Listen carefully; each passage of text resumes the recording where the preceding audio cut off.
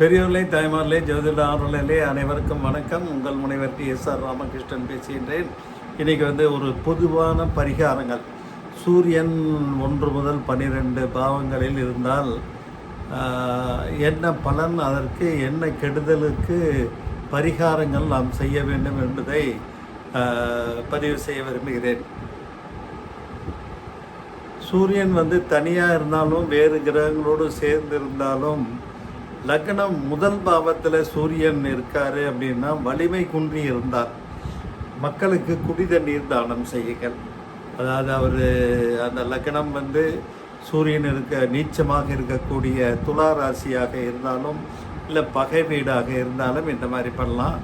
2ஆம் பாவத்திலே சூரியன் இருந்தால் திருக்கோவிலுக்கு தேங்காய் அல்லது எண்ணெய் தானமாக செய்ய வேண்டும். 3ஆம் பாவகத்திலே சூரியன் இருந்தால் ஏழை பெண்களுக்கு உதவுங்கள் அல்லது ஆலயத்துக்கு சந்தனம் வாங்கி கொடுங்கள். 4ஆம் பாவகத்திலே சூரியன் இருந்தால் பார்வையற்றவர்களுக்கு அவர்களுக்கு உரிய உபகரணங்கள் வாங்கி கொடுங்கள். ஆண்டுக்கு ஒரு முறை சிவனுக்கு ருத்ர அபிஷேகம் செய்யுங்கள். 5ஆம் பாவகத்திலே சூரியன் இருந்தால் ஏழை குழந்தைகளுக்கு அன்னதானம் செய்யுங்கள்.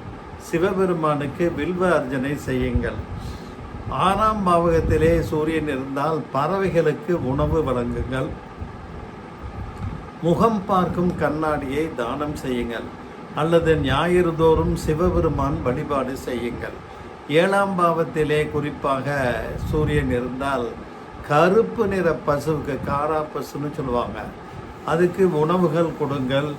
நீங்கள் பயன்படுத்தக்கூடிய பொருட்களில் தாமிரம் சம்பந்தப்பட்ட உலோகங்கள் அதிகமாக பயன்படுத்துங்கள்.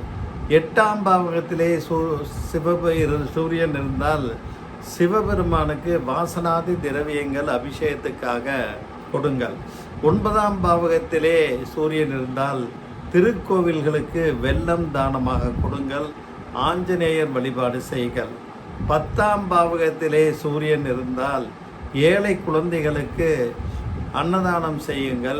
ஞாயிற்றுக்கிழமைக்கு திருக்கோவிலுக்கு தயிர் அபிஷேகத்திற்கு வாங்கி கொடுங்கள். 11ஆம் பாவகத்திலே சூரியன் இருந்தால் குலதெய்வத்திற்கு முடிந்தவரை அபிஷேக பொருட்கள் வாங்கி கொடுங்கள். பார்வையற்றவர்களுக்கு அவர்களுக்குரிய உபகரணங்கள் வாங்கி கொடுங்கள்.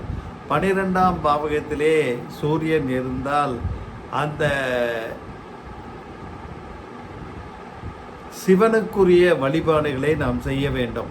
சிவ மந்திரங்களை பாராயணம் செய்ய வேண்டும். செம்பு கலந்த ஆபரணங்களை நாம் பயன்படுத்த வேண்டும். இந்த மாதிரி பண்ணோம்னா சூரியனுக்கு அந்த 12 பாவங்களிலே பரிகாரங்கள் ஏற்படும். அதுவும் குறிப்பாக சூரியன் நீச்சமான துலா வீட்டில் இருந்தாலும் சரி, பகை வீடான மகரத்தில் இருந்தாலும் சரி, நம்ம இந்த மாதிரி செய்யணும். அதே போல் இந்த 6, 8, 12 பாவகங்களில் மறைந்திருந்தாலும் அதற்கு உரிய வழிபாடுகளையும் பரிகாரங்களையும் செய்து வந்தால் சூரியனுடைய கெடு பலன்கள் குறைந்து நல்ல பலன்கள் கண்டிப்பாக கெட்டும். பொதுவாக சூரியன் உச்சமாக மேஷராசியில் இருப்பதும் ஆட்சியிலே சிம்ம ராசியில் இருப்பதும் விசேஷம். சூரியன் முக்கூட்டு கிரகம் சொல்லக்கூடிய சூரியனோடு புதன் சேர்ந்து இருக்கும்போது அறிவு திறமை அதிகமாக இருக்கும். அவங்க போஸ்ட் கிராஜுவேஷன் பண்ணுவாங்க. இன்டெலிஜென்ட், ஐக்யூ, டேலண்ட் எல்லாம் நல்லாயிருக்கும். சூரியன் குரு சேர்ந்து இருக்கும்போது அவங்கெல்லாம் very honest, straight forward, sincere, dedicated persons. அவங்க தப்பு தண்டா எதுக்குமே போக மாட்டாங்க. அந்த லக்னம் பாவகம் அல்லது 2ஆம் பாவகம் அல்லது 5ஆம் பாவகம் இல்லை 7, 10 பாவங்களில் இருந்தால் ஆக இந்த மாதிரி பல விஷயமான சூட்சுமங்கள் இருக்கின்றன.